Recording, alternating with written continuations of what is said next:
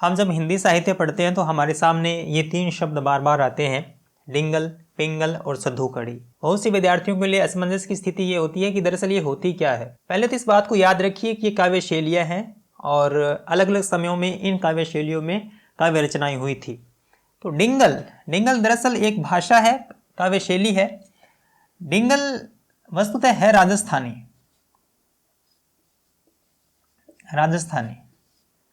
लेकिन राजस्थानी में जब अपभ्रंश मिल जाती है तो ये डिंगल कहलाती है।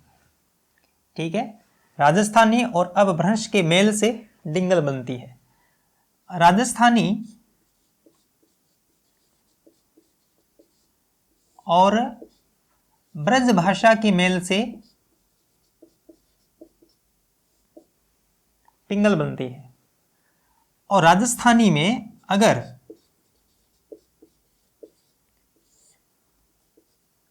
पंजाबी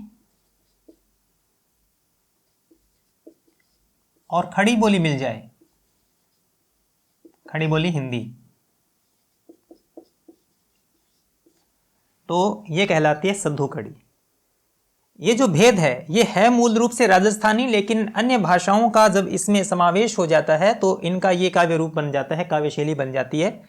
डिंगल में अपभ्रंश, पिंगल में ब्रज भाषा और सद्धू-कड़ी में पंजाबी और खड़ी बोली।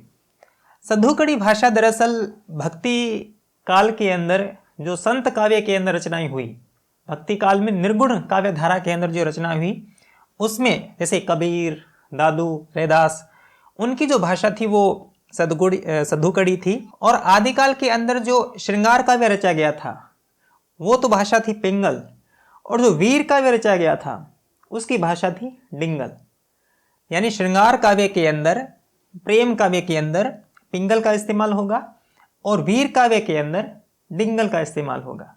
तो ये भाषाएं हैं और इनके अंदर इन भाषाओं का समावेश है, ये आप याद रखिएगा।